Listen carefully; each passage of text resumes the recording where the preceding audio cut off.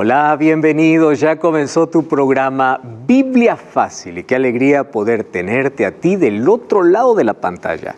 Estás viendo este programa por la televisión, por YouTube, por Facebook, por cualquier medio, cualquier red social. Bienvenido. Qué bueno es que juntos podamos estar aquí con un corazón dispuesto para poder aprender lo que la palabra de Dios dice. Y si dice la palabra de Dios, entonces es esperanza, es alegría, es fortaleza, es salvación. Estamos en una temporada especial descubriendo no los misterios, sino las grandes enseñanzas que trae el santuario. Y en esta temática especial hemos acompañado a Jesús, como Él vino a nacer y a cumplir todas las ceremonias y los ritos que se hacían en el santuario. Todo esto apuntaba al sacrificio de Jesús, pero también a su ministerio sacerdotal y sumo sacerdotal. Eso significa que en el santuario no solamente vemos lo que Jesús hizo, sino lo que Él hace en nuestro favor. Muchas personas solamente exaltan el sacrificio de Jesús, que por supuesto fue completo. Sin embargo, necesitamos de un sacerdote que aplique esa sangre a nuestro favor, y eso lo aprendemos en el santuario. Y yo tengo aquí un regalo para ti. Aquí en mi mano yo tengo el DVD Santuario, el Camino de Dios. Este DVD es totalmente gratis y puede llegar ahora mismo, si tú lo solicitas, a nuestro número de WhatsApp, más 5512 98 100 14 60. Si hasta hoy todavía no lo has solicitado, este es el momento para que puedas hacerlo. Una vez más, bienvenido. Y ya sabes que estamos aquí con 6 amigos, 6 participantes de diferentes países en esta temporada. Y estamos juntos para abrir la palabra de Dios. Apocalipsis capítulo 14. Apocalipsis capítulo 14. Apocalipsis es un libro extraordinario porque por la riqueza y los detalles que presenta sobre los eventos antes de la venida de Jesús. Apocalipsis comienza desde el momento que Jesús entró en el santuario, porque es allí donde recibe la primera visión Juan. Jesús caminando entre los candelabros de oro en el santuario. Y a partir de allí nos describe los eventos finales. Apocalipsis es un libro escatológico. ¿Qué significa escatológico? Que habla sobre todos los eventos finales antes de la venida de Jesús. Capítulo 14, versículo 6 dice: vi volar por en medio del cielo otro ángel que tenía el evangelio eterno para predicarlo a los moradores de la tierra, toda nación, tribu, lengua y pueblo. Recordemos que ángel es mensajero. A veces se refiere a un ser celestial o a veces a instrumentos de Dios. Y aquí dice que este ángel tiene poder para predicar, o él predica el evangelio eterno. Entonces está hablando de un pueblo, de un movimiento aquí en la tierra. Versículo 7, y dijo a gran voz: temed a Dios y dadle gloria, porque la hora de su juicio ha llegado. Muy bien. Y el mensaje continúa porque no es un ángel que habla. Aquí en el capítulo 14 vamos a encontrar el mensaje de 3 ángeles. Y el mensaje del tercer ángel es un mensaje urgente para nuestro tiempo. Pero no es que los ángeles tienen mensajes diferentes. El mensaje es eterno, es uno solo que está colocado en diferentes momentos de la historia. Y el mensaje para nosotros no es el mensaje solo del tercero, es del primero y del segundo. ¿Qué hablan? No hablan cosas fuera de lo que la palabra de Dios nos ha revelado. El evangelio eterno es Cristo, es su gracia. Ese es el evangelio eterno. Solo que ahora ese evangelio es proclamado en diferentes momentos, colocando diferentes matices para la humanidad. Por eso se torna un mensaje muy urgente. Ahora presten atención, el título de hoy para nuestro tema es Su juicio ha llegado. Nosotros ya entendimos aquí que el juicio comenzó en el cielo el momento que Jesús entró. ¿A dónde? Al lugar santísimo. ¿Cuándo ocurrió eso? Haciendo allí el cálculo de la fiesta de purificación del pueblo de Israel, que era el 10º día del 7º mes de Tishri, para nuestro calendario sería el 22 de octubre de 1844. Desde ese momento Jesús no solamente es nuestro intercesor o abogado, sino también es nuestro juez. Y todos los días estamos siendo juzgados. ¿Quiénes fueron o quiénes son los primeros en ser juzgados? Hoy vamos a ver un poquito de eso. Primero los muertos, porque el que murió ya determinó su destino. No hay manera de que haya salvación después de la muerte. Uno cuando muere, según sus elecciones, el juicio llegó, acabó, ¿correcto? Allí se da el veredicto final. Y en segundo lugar vamos a descubrir que en este juicio pasan los hijos de Dios o aquellos que dicen ser hijos de Dios.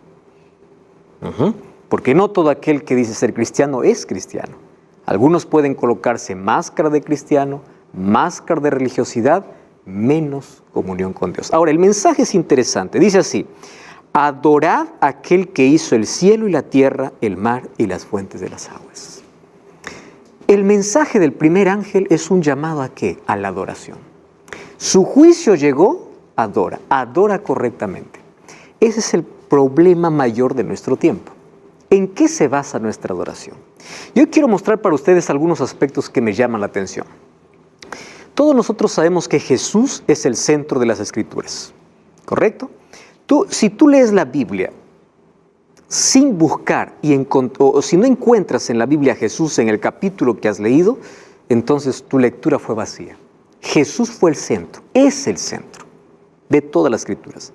Cuando alguien ve Apocalipsis, dice Apocalipsis es un libro de símbolos, de cuernos, de bestias. No, Apocalipsis es un libro que habla de Jesús. Por eso Apocalipsis 1.1 dice es la revelación de Jesucristo. Las bestias aparecen, los poderes aparecen, pero el centro es Cristo. Si tú quitas a Cristo de Apocalipsis, Apocalipsis es un libro de terror. Pero si tú colocas a Cristo en el centro, Apocalipsis se convierte en un libro de esperanza. Cristo es el centro de las Escrituras. Ahora, ¿por qué les estoy diciendo esto? Eso significa, me lleva a pensar en lo siguiente. Hay muchas personas en diferentes iglesias que no quieren saber nada de doctrina. ¿Qué cosa es una doctrina?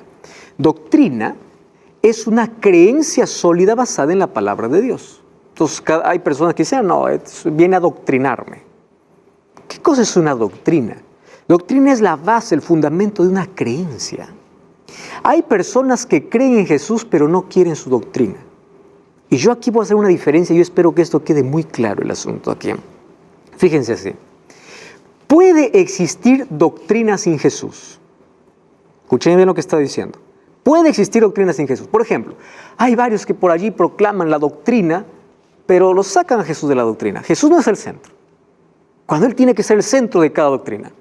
¿Correcto? Ahora, pero no existe un Jesús sin doctrina. Voy a repetir esto. Puede haber una doctrina sin Jesús, pero nunca un Jesús sin doctrina.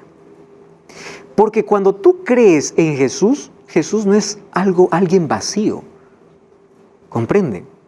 Cuando yo digo, creo en Jesús, ¿quién es Jesús? Esa es la primera pregunta que me hago. Porque tú no vas a creer en el vacío, en la nada, no. La fe es racional. La fe tiene una base. Entonces, yo creo en Jesús. ¿Quién es Jesús? Y a eso lo llamamos doctrina. ¿Qué cosa es una doctrina? Por ejemplo, la cruz es una doctrina del sacrificio y del amor de Jesús. El santuario es una doctrina. Si yo creo que Jesús vuelve, es una doctrina, la doctrina de la segunda venida de Cristo. Entonces, yo no creo en un Jesús vacío. Yo creo en un Jesús sólido, en un Jesús que trae una doctrina basada en la palabra de Dios. ¿Y por qué yo estoy hablando esto? Porque hay muchas personas que dicen creer en Jesús, pero no saben quién es Jesús ni qué hace Jesús a su favor. Creo en Jesús, está todo bien, y ya acabó. Eso no es una creencia sólida. Yo coloqué aquí algunas ideas interesantes. Miren, ven. Depende la manera como nosotros leemos la doctrina, va a depender la imagen que tengamos de Jesús. Por ejemplo, si yo creo en el infierno como tormento eterno, ¿cuál es la imagen de Jesús para mí? Un Jesús sádico. Voy a explicar un poquito eso después. ¿Está bien? Probablemente sea muy fuerte la expresión que estoy hablando, pero no es el Jesús amor. Y hay muchas personas que se van a levantar por ahí diciendo que estoy hablando. Voy a hablar en el transcurso de las lecciones por qué las personas que creen que Dios va a atormentar eternamente a las personas no es el Dios que la Biblia presenta. ¿Por qué las personas que dicen que Jesús anuló la ley no es el Jesús que la Biblia presenta? Entonces, mi creencia va a determinar a qué Jesús yo estoy siguiendo. Es el Jesús bíblico. Por eso es importante conocer eso. Ahora, un buen relacionamiento con Dios tiene que llevarme a un buen conocimiento con la palabra. No existe buen relacionamiento sin un buen conocimiento. Entonces, yo quiero relacionarme con Dios, tengo que hacerlo a través de la Biblia. Ahora, otra cosa, y aquí está lo triste, hay muchas personas que basan su religión en experiencias y no en la palabra de Dios. Yo voy a esta iglesia porque me siento bien. Es verdad que no practica todo. Pero ¿cómo adoran? Es que allí siento. ¿Para qué vas? ¿A adorar tus sentimientos o adorar a Dios? Entonces, miren qué importante es saber eso. Nuestra experiencia de fe con Dios no está basada en sentimientos, está basada en la palabra. Si hay una iglesia donde solamente hay griterío, donde solamente saltan, no abren la palabra, no hay tiempo para la palabra, otra iglesia que solamente habla de dinero, toma un versículo, cierra, pide dinero, no hay palabra, ¿qué tipo de religión es? Entonces, una iglesia tiene que llevar a la persona al estudio de la palabra, abrir la palabra. Yo encuentro muchas iglesias llenas con personas vacías. Llenas de gente, pero personas vacías de conocimiento. No saben nada. ¿Por qué? Solamente van una vez a la semana, escuchan lo que alguien dice. Es más, lo único que escuchan es solamente un tema, mas no abren la Biblia. Entonces, una pobreza de relacionamiento te lleva a una debilidad de fe. Ahora, otro asunto interesante. Por eso es que nosotros tenemos que comprender todas las doctrinas de la Biblia. Adora a Dios. Se adora a Dios cuando se conoce bien qué tipo de adoración Él demanda. Y el santuario nos ayuda a comprender el plan completo y cuál es nuestra parte. Entonces, hoy vamos a hablar sobre la hora del juicio, en qué momento llegó y cómo nosotros estamos involucrados en eso. Ahora, fíjense una cosa. En el santuario nosotros vemos 3 fases del ministerio de Cristo. Su sacrificio sustitutorio en la cruz, su mediación sacerdotal en el santuario, y el juicio final después que salga del santuario. Eso ya mencionamos en los programas anteriores. Esas 3 cosas son elementales, porque ahí está todo el plan de salvación incluso. Entonces nosotros ya vimos que ¿por qué era necesario tener un sacerdote? Porque el sacrificio no terminaba en el altar. Era necesario que un sacerdote lleve la sangre ¿a dónde? Al santuario. Entonces, el sacrificio de Jesús no termina en la cruz. Necesitamos que esa sangre sea aplicada en nuestro favor. ¿Y quién aplica en nuestro favor? Cristo mismo. Por eso es que Él entró en el santuario, para aplicar esa sangre a nuestro favor. Y nosotros ya vimos en el programa anterior que hay una profecía en Daniel 8:14 que habla de cuándo sería purificado el santuario en el cielo. O mejor, cuándo comenzaría el juicio en el cielo. Porque recordemos que el día de purificación era también un día de juicio. Y según Daniel 8:14, las 2300 tardes y mañanas, Daniel 8:14 y Daniel 9:27, eso ya vimos en un programa anterior, puedes volver a ver ese programa y allí vas a darte cuenta con detalle las fechas que solamente voy a mencionar hoy. Está dividido por lo menos en 2 grandes periodos. ¿Recuerdan ustedes? Primer periodo son 70 semanas, que equivale a 490 años, ¿que a cuánto equivale? ¿Para quién era esa oportunidad? Para el pueblo judío. Solo que esas 70 semanas estaba dividido en 3 periodos más. Una semana, 62 semanas, una semana más, aquí son 7 semanas, 62 semanas, una semana y la mitad de semana. ¿Por qué lo dividió? Para hacer énfasis en el ministerio de Cristo. En 7 semanas se terminó de reconstruir el muro de Jerusalén.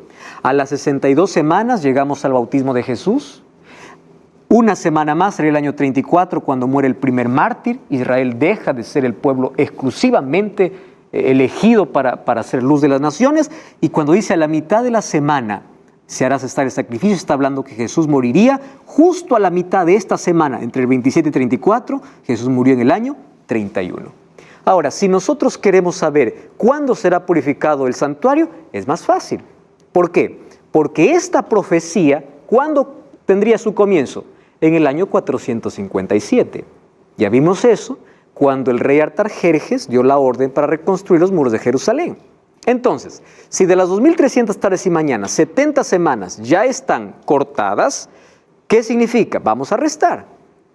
Vamos a restar 2300 menos 490. ¿Cuánto nos queda? 1810. Entonces ahí es más fácil.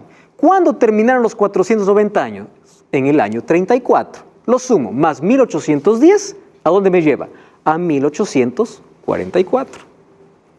Entonces allí hubo un movimiento que se levantó, interpretando de que Jesús iba a venir en 1844. Incluso hicieron los cálculos del calendario hebreo al calendario gregoriano, que es el nuestro, y dieron con la fecha exacta.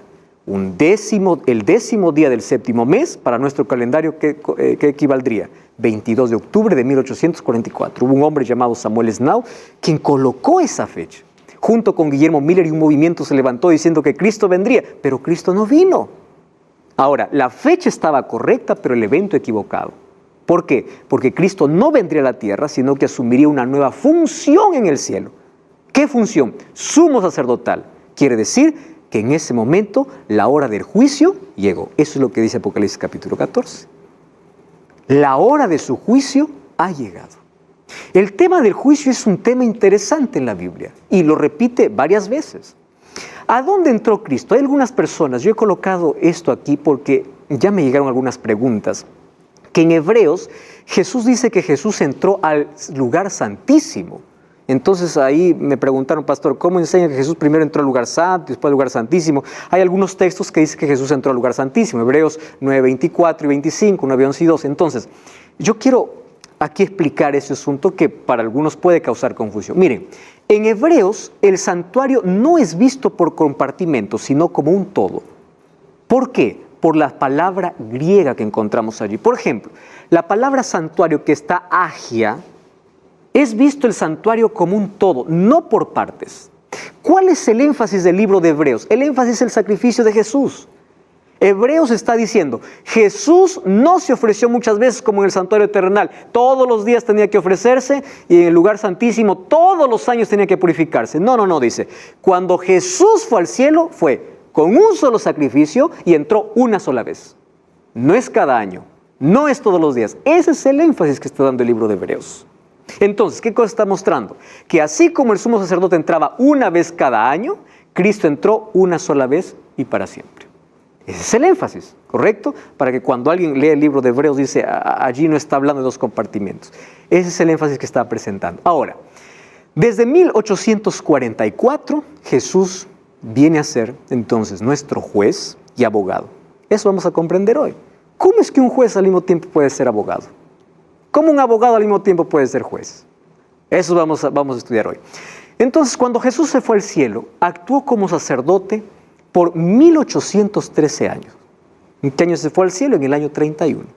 ¿Hasta qué año estuvo como intercesor o sacerdote? Hasta 1844. A partir de 1844 hasta hoy, han pasado ya más de 176 años, ¿verdad? Jesús está actuando como sumo sacerdote. ¿Qué cosa está purificando el santuario? Y ya vimos aquí, ¿cómo es que el cielo necesita ser purificado? ¿En el cielo hay pecado? No. El problema es que hay registros de pecado.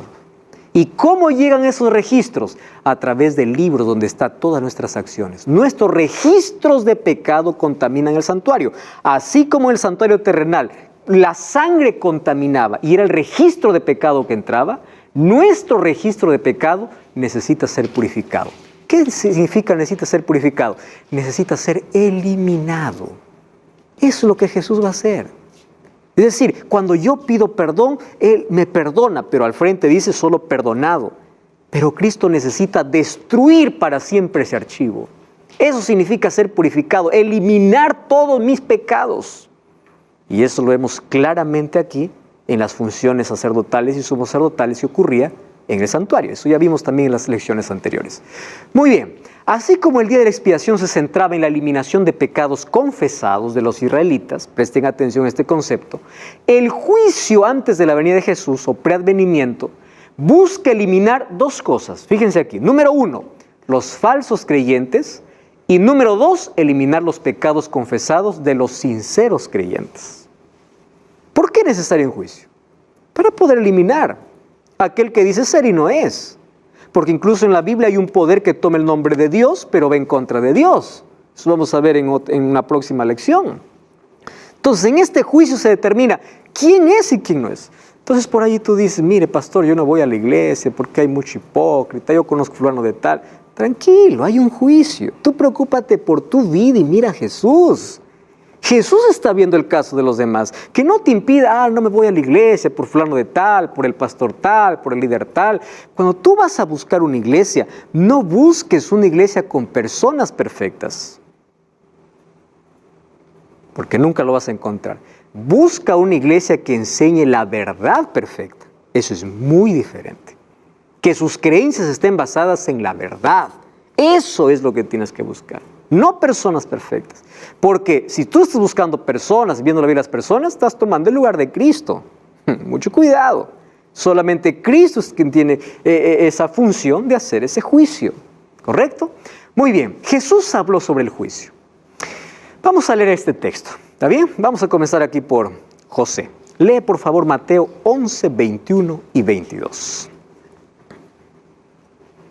Ay de ti, Corazín, ay de ti, Betsaida, porque en Tiro y en Sidón se hubieran hecho los milagros que han sido hechos en vosotras, tiempo que se hubieran arrepentido en cilicio y en ceniza.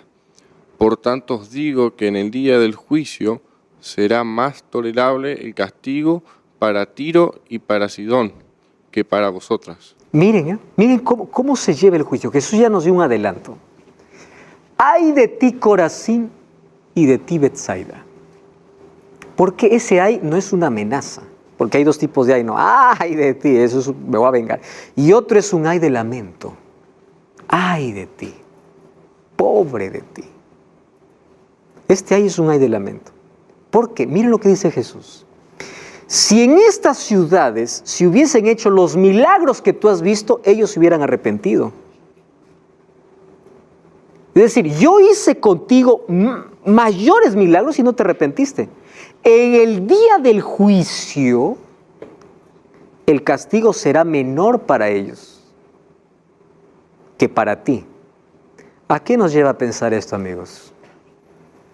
En el juicio, cada uno es responsable de la verdad que tiene. La persona que tiene mayor luz será juzgado por la luz que tiene. Y las personas que nunca conocieron del Evangelio serán juzgados de acuerdo a la luz que tuvieron. Dios no te va a cobrar lo que no sabes, pero sí lo que sabiendo no lo haces. ¿Qué cosa dice el libro de Santiago? Saber hacer lo bueno y no hacerlo, eso es pecado. No solamente es hacer, porque pecado no tiene que ver solo con acciones. Incluso no hacer lo que tienes que hacer es pecado. ¡Ay de ti! Entonces hay muchos que murieron en la ignorancia. ¿Cómo Dios les juzgará? De acuerdo a la luz que recibieron. Fueron fieles, sinceros. Ahora, hay personas que dicen, pastor, entonces yo ya no quiero oír la Biblia, voy a cambiar de canal, no voy a ver más porque yo no quiero ser responsable de mayor luz. También sea responsable de la luz que rechazaste y de la luz que Cristo trajo para tu vida. ¡Ay de ti! ¿Cuántos milagros Dios ha hecho en la vida? ¿Cuánta luz tú has recibido? ¿Cuánto tiempo estás postergando? Tú sabes que el lugar donde estás no es el lugar correcto. Tú sabes que la iglesia donde vas no es una iglesia fiel a la palabra de Dios. Pero ¿hasta cuándo vas a estar así? Tú sabes que la Biblia dice una cosa, pero estás practicando otra cosa. ¿Hasta cuándo? Saber y no hacer es un peligro, porque todos seremos juzgados de acuerdo a la luz. Bienvenido, estamos de regreso. Esto es Biblia Fácil. Qué alegría que estés allí, como siempre, con Biblia en mano para poder juntos comprender el plan que Dios tiene para la vida. Estamos hablando acerca del juicio. Jesús ya habló acerca del juicio. Apocalipsis 14 dice que la hora de su juicio ha llegado. Jesús dice, ay de ti Corazín, ay de ti Betsaida. Y esos nombres pueden ser reemplazados por los nuestros. Tú ya has visto tantos milagros, tú ya conoces la verdad por la televisión, por la radio, por un libro. Tú sabes lo que dice la Biblia, pero no sigues. Entonces para ti será mayor en el día del juicio el castigo, porque tú sabiendo lo que tenías que hacer, no lo hiciste.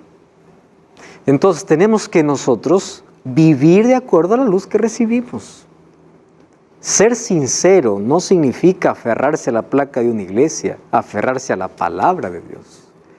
Dios me pidió ser sincero, yo soy sincero. ¿Sincero a qué?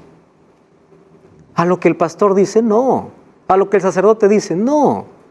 Yo tengo que ser sincero a la Biblia. Dios me pidió fidelidad. Sé fiel, dice Dios. no sinceridad. La sinceridad es una virtud, pero mi sinceridad tiene que ir acompañada de palabra divina. ¿Correcto? Muy bien, miren lo que Jesús enseñó, cómo nosotros podemos salir de ese juicio. Juan 5:24, dice así: el que oye mi palabra y cree, no vendrá a condenación, ha pasado de muerte a vida. Oír y creer. Juan 6:47, el que cree en mí tiene vida eterna. Romanos 8:1, ninguna condenación hay para los que están en Cristo Jesús. Entonces, miren, vamos a juntar todo. Oír, creer, estar. ¿Por qué? Pastor, yo creo en Jesús. El diablo también cree, dice Santiago 19. ¿Qué es creer? Es oír, creer es aceptar y comprometerme, porque para estar en Cristo tengo que estar comprometido con su palabra. Eso es estar, vivir, caminar con Él, colocar mi voluntad, no mi capricho, mi voluntad a la voluntad de Dios. Cristian, ¿verdad? Sí, pastor, estoy un poquito en duda hablando del juicio y creo que hablando sobre la segunda venida de Cristo. Existe muchísima doctrina, y la mayoría le siguen a Cristo. ¿En qué me puedo basar si esa doctrina es de Cristo o va al otro lado? Exactamente. Miren lo que dice Mateo 7:21, Cristian. No todo el que me dice Señor, Señor entrará en el reino de los cielos, sino el que hace la voluntad de mi Padre. ¿Dónde está revelada la voluntad del Padre? En la Biblia. Muchos dirán aquel día: en tu nombre profetizamos, en tu nombre echamos fuera demonios y en tu nombre hicimos milagros. Es decir, los milagros no son evidencia que Dios está ahí. Milagros. Y entonces les diré: nunca os conocí. Yo voy a tener que revisar mis creencias. Por ejemplo, la iglesia que yo voy, ¿qué predica? ¿Qué día adora? ¿El día que guarda está en la Biblia? ¿No está? Yo debo salir, porque yo no debo fidelidad a una iglesia, yo debo fidelidad a la Biblia. ¿Qué proclama? ¿Qué predica? ¿Qué dice? Entonces, si hay alguna creencia en mi vida que yo practico, yo tengo que cuestionar mis creencias. ¿Quién lo dice? No, así me explicaron. No, está bien que te explicaron, pero ¿con qué base bíblica? ¿Dice la Biblia? Y aquí estamos hablando algunas de ellas, por ejemplo, sobre el don de lenguas, hablamos en otro momento. Luego vamos a hablar sobre el día de reposo. ¿Qué dice la Biblia?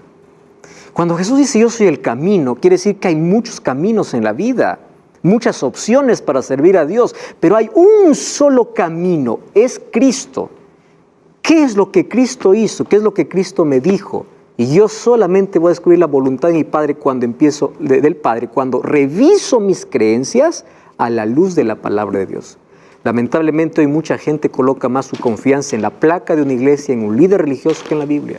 Y cuando confronta sus creencias, se aferran a una placa. La placa no salva, un líder no salva, la Biblia salva.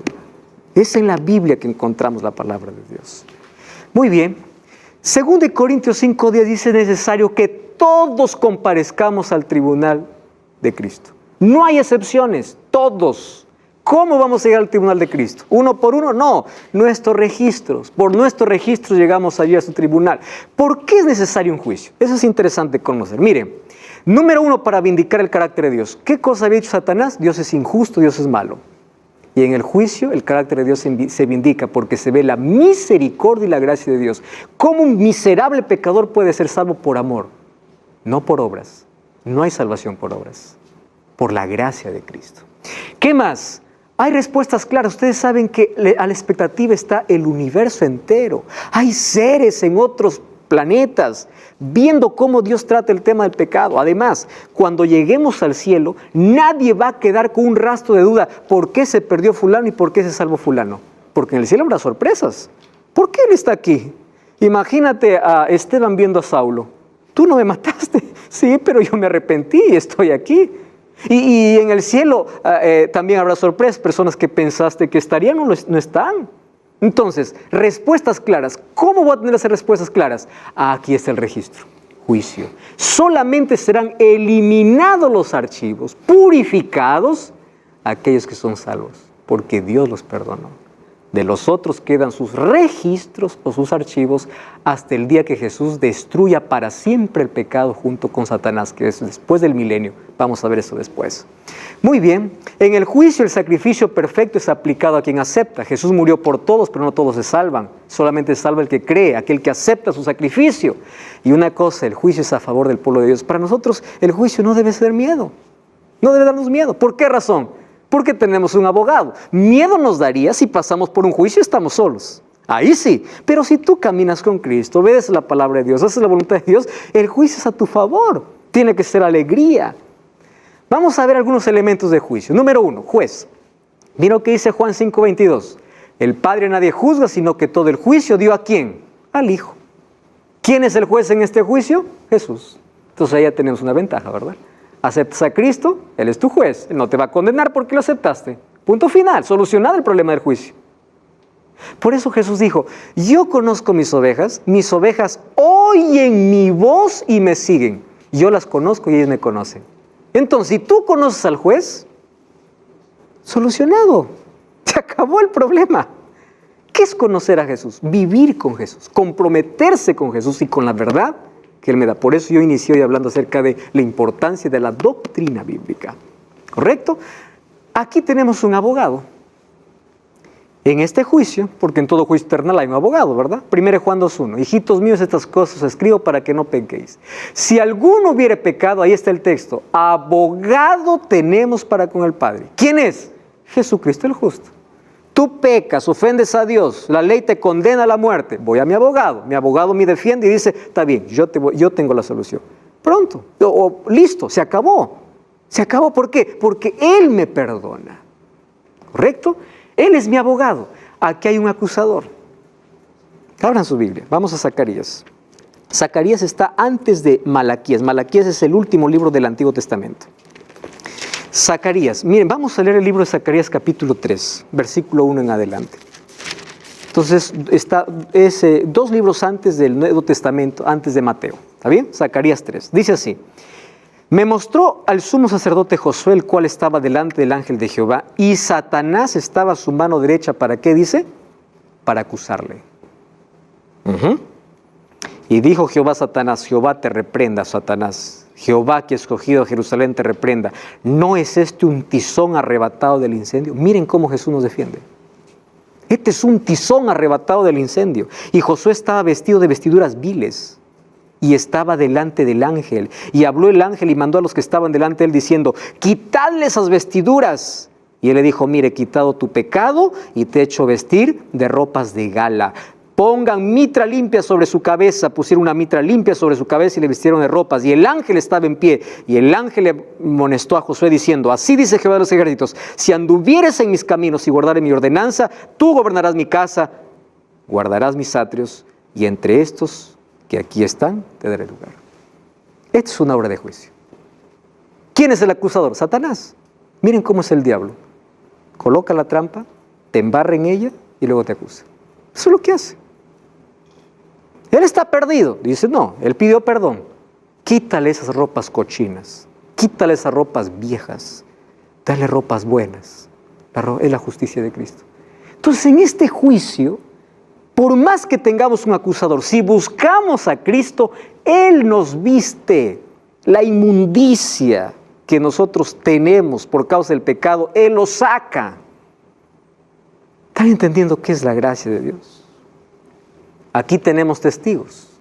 Vi a los muertos grandes y pequeños de pie ante Dios, dice Apocalipsis 20:12. Los libros fueron abiertos y otro libro fue abierto. Miren cuántas veces se repite la palabra libro.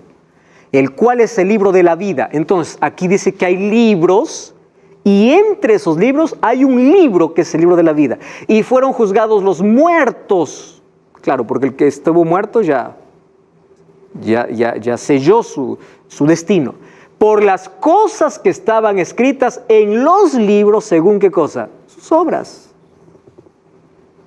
Ustedes saben que en el cielo se registra todo. Ya que están en Zacarías, vayan a un capítulo, un libro más adelante, capítulo 3 de Malaquías. Miren Malaquías capítulo 3, versículo 13. Está después de Zacarías. Dice así, vuestras palabras contra mí han sido violentas, dice Jehová, y dijiste, ¿en qué hemos hablado contra ti? Y mira lo que dice Dios. Habéis dicho, por demás es servir a Dios. ¿Qué aprovecha que guardemos su ley, que andemos afligidos en la presencia de Jehová?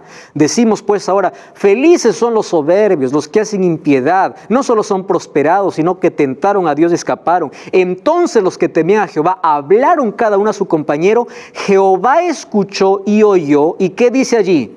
Y fue escrito libro de memoria delante de él para los que temen a Jehová y para los que piensan en su nombre. ¿Cuántas quejas ya hemos hecho? Aún eso está registrado.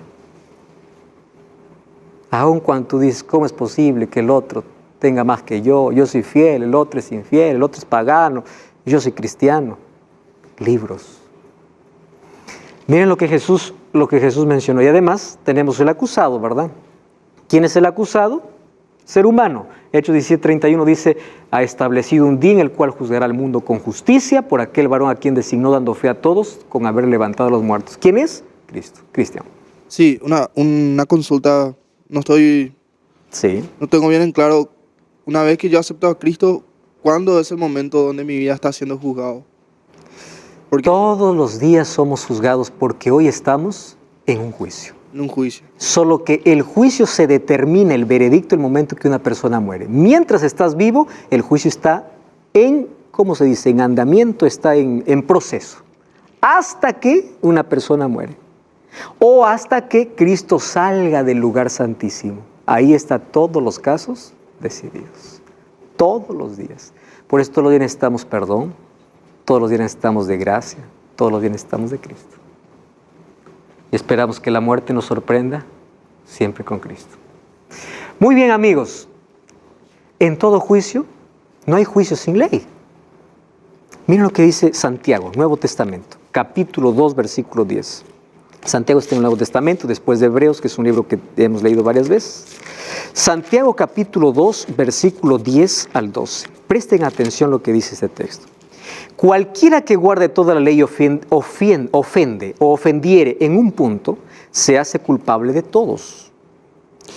Porque aquel que dijo no cometerás adulterio también ha dicho no matarás. Yo les pregunto, ¿en qué ley dice no cometerás adulterio, no matarás? La ley de Dios. ¿Dónde está esa ley de Dios? En Éxodo 20. Y aquí dice que hay que guardar toda la ley, no 9 mandamientos, 10. Y aquí incluso está mencionando 2 de esos 10 mandamientos. Dice el versículo 12, así hablad y haced como los que habéis de ser juzgados por la ley de la libertad, porque la ley Dios no lo dio para privarte, sino para hacerte libre del pecado. Ustedes saben que libertad es diferente a libertinaje, ¿verdad? Libertinaje es hacer lo que yo quiero y decir que vivo sin ley. Libertad es observar la ley y tener cuidado para no caer en el pecado. ¿Qué cosa es la ley? Un cerco protector. Es un límite. ¿Y cuál es la ley de Dios? Éxodo 20. No tendrás dioses ajenos delante de mí, no te harás imagen, no te harás escultura, no tomarás el nombre de Jehová tu Dios en vano, acuérdate del día sábado para santificarlo, honra a tu padre y a tu madre, no matarás, no cometerás adulterio. Esa es la ley de Dios. Incluso aquí menciona 2 mandamientos de la ley de Dios. Entonces, ¿dónde está aquel que dice, no, la ley de Dios fue abolida, la ley de Dios fue clavada en la cruz? Leyes ceremoniales fueron concluidas. La ley moral será la norma de juicio. ¿Por qué el diablo está en contra de la ley de Dios? Porque sabe que por esa ley seremos juzgados. Esto es Nuevo Testamento, no es Antiguo Testamento. Algunos que dicen, no, eso fue en el Antiguo, para los judíos. Dios no dio su ley para el judío. Dio su ley para la humanidad. Lo vamos a comprender de aquí a poco porque vamos a volver a este tema. Miren lo que dice el libro de Romanos capítulo 2, versículo 13. El apóstol Pablo, algunos dicen, no, Pablo dice que ya la ley no sirve y todo. Romanos escribió Pablo a la iglesia de Roma, capítulo 2, versículo 13. Impresionante lo que dice Pablo. Dice así, porque no son los oidores de la ley los justos ante Dios, sino los hacedores de la ley que serán justificados. Yo les pregunto, ¿por qué somos justificados? ¿Acaso no es por la gracia de Dios? Es la gracia de Dios que nos hace justos, pero su gracia, ¿qué cosa nos torna? Obedientes a su ley. Gracia y ley no son enemigos, andan juntas, porque demuestra el amor y la justicia. El mismo que dio la ley es el mismo que dio la gracia. Entonces, cuando ustedes escuchen, no, la ley fue abolida, la ley, ¿qué tipo de ley? Pregunta. Ley de ceremonias, sacrificios, sí, en la cruz se acabó, pero la ley moral no terminó, porque por esa ley seremos juzgados. Y en esa ley hay un mandamiento que el mundo no quiere aceptar. ¿Saben cuál es? El cuarto mandamiento: acuérdate el sábado para santificarlo. No, cambió. ¿Qué cambió? Está en la ley de Dios. Y Santiago dice, cualquiera que ofende uno se hace culpable de todos. La ley de Dios será la norma de juicio. La ley de Dios no fue creada para salvar, sino para mostrar a Cristo. Ustedes saben que la ley no salva. Hay muchos que dicen, los adventistas predican allí que son salvos por la ley. No, es un legalista. Un legalista es aquel que dice, yo tengo que guardar la ley para salvarme. La Biblia dice, tú eres salvo por la gracia de Cristo y su gracia te transforma en un obediente natural. Eso es equilibrio. Yo no guardo la ley para salvarme. Yo soy salvo por la gracia de Cristo, pero su gracia me transforma y me torna un obediente. Es decir, coloca mi voluntad en armonía con su voluntad. ¿Entienden la diferencia de un legalista y un cristiano? Entonces, amigos, en Cristo encontramos, son los méritos de Cristo que nos salvan, pero su gracia nos transforma. Somos salvos por gracia y seremos juzgados por obras. ¿Por qué? Porque las obras son la evidencia. Yo no puedo decir, la gracia de Cristo, y seguir en el pecado. Yo no puedo decir, acepto la gracia. ¿Qué tipo de gracia no me transforma? La gracia te saca de la desgracia, del pecado. Eso es gracia, transforma. Entonces yo empiezo a producir frutos naturales. El ser humano no está diciendo, es pecado, no es pecado, esto sí, esto no. No, porque su voluntad está unida a la voluntad de Dios. Dios coloca su voluntad en armonía con su ley y su palabra. Por eso David decía en Salmo 40, yo me deleito en hacer tu voluntad y en guardar tu ley. ¿Cómo es que guardando la ley no se va a deleitar? Porque su voluntad estaba unida ¿a quién? A la voluntad de Dios. Eso es muy diferente. Eclesiastés, capítulo 12, versículo 13 y versículo 14. Presten atención a lo que la Biblia dice. El fin de todo el discurso oído es este. En otras palabras, ¿qué está diciendo Salomón? De todo lo que te he dicho, por favor, no te olvides de esto. Teme a Dios y guarda sus mandamientos, porque esto es el todo del hombre. Eso es todo. Porque Dios traerá toda obra a juicio, juntamente con toda cosa encubierta, sea buena o mala. ¿Qué es temer a Dios? Amar a Dios, reverenciar a Dios. No es tener miedo. Temer significa reverenciar, respetar, honrar, amar. Y guarda sus mandamientos, porque aquel que teme a Dios va a hacer la voluntad de Dios. Está hablando allí Salomón.